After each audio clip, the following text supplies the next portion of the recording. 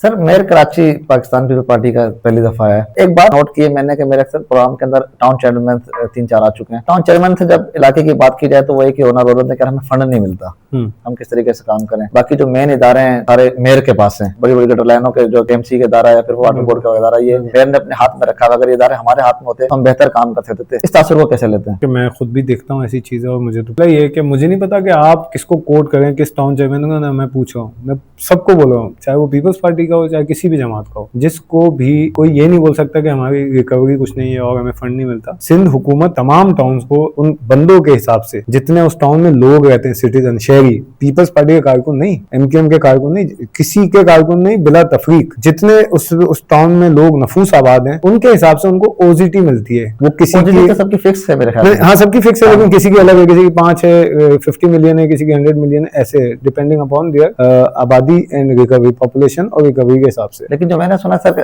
13 करोड़ पे fix town chairman की OGT है और 12 लाख रुपए यूसी चेयरमैन की ओजीटी है। नहीं, किसी की भी टाउन चेयरमैन की ओजीटी फिक्स नहीं, टाउन की ओजीटी फिक्स नहीं है। अच्छा। सबके अलग अलग है। मैं आपको बता रहा हूँ ना, उसमें जितनी यूसीज है ना, हर यूसी की ओजीटी वो टाउन को जाती है। 12 लाख रुपए एक अलग से गवर्नमेंट ने वो भी किए, वो 5 लाख, वो अभी उसको मैं ख्याल 4, 6, 8 महीने हुए कि उसको 12 लाख के सिंध गवर्नमेंट ने। टाउन की होती है वो depending upon their population, UCs की तादाद और उन यूसीओ में आबादी, इस हिसाब से डिस्ट्रीब्यूशन होती है हमेशा। उस हिसाब से सबको कुछ ना कुछ मिल रहा है। जो मेन सड़क है ना, मेन जो रोड है, जैसे ये आप इंडस्ट्रियल एरिया की तरफ आ गए रोड, या औरंगी नदी वाला है, ये सिंध हुकूमत, ये मेगा प्रोजेक्ट है, ये सिंध हुकूमत, केएमसी, ये इन इदारों का काम है। जो मेन सड़कें, एमेजिना रोड हो गया, इस टाइप की जितनी भी सड़कें, ये केएमसी के अंडर फॉल होती है। और जो टाउन के अंदर भी बड़ी सड़कें, अगर उन्होंने आपस में डिस्ट्रीब्यूशन हुई भी है कि ये हमारी सड़कें हैं और ये केएमसी की है, केएमसी की भी सड़कें एलोकेटेड है कि ये केएमसी ध्यान रखेगी, चाहे उसपे कोई रिकवरी होगी वो भी केएमसी की होगी, कोई एक्सपेंडिचर होगा तो वो भी केएमसी ने करना, चाहे उस पर लाइट लगाए, कारपेटिंग करे, पेवर करे, वो केएमसी करेगी। जो गलियां हैं, जो छोटी सड़कें हैं, वो टाउन का काम है। टाउन जितने भी टाउन है, अगर वो कहीं से टैक्स लेगा, अब तो प्रॉपर्टी टैक्स गवर्नमेंट ने दे दिया है, टाउन को दे दिया है कि वो लेके इम्प्लीमेंट करेंगे, लोगों पर खर्च करेंगे। तो ये जितनी भी गलियां हैं वो भी टाउन की हैं, क्योंकि टाउन वहां से रिकवरी भी करेगा। जो मिलेगा वो हम खाएंगे और जो गुम हो जाएगा वो आपका है, ऐसा नहीं है। टैक्स अगर टाउन रिकवर करेगा तो टाउन का काम है कि वो जहां जहां से टैक्स रिकवर, ये उसूली और मुनसिफाना बात है, चाहे वो किसी भी पार्टी का टाउन हो या किसी भी पार्टी ने वहां से जीता हो। बिला तासुब या बिला तफरीक बोल रहा हूँ कि किसी भी टाउन, कोई भी टाउन में आप चले हैं, उन इलाकों से टैक्स वसूल करें तो फिर उनका काम है तो काम करा। आपका कहना है कि जो ओजीटी मिलती है उसी में टाउन को काम करा, उसके अलावा कोई फंड वगैरह नहीं? रिकवरीज है,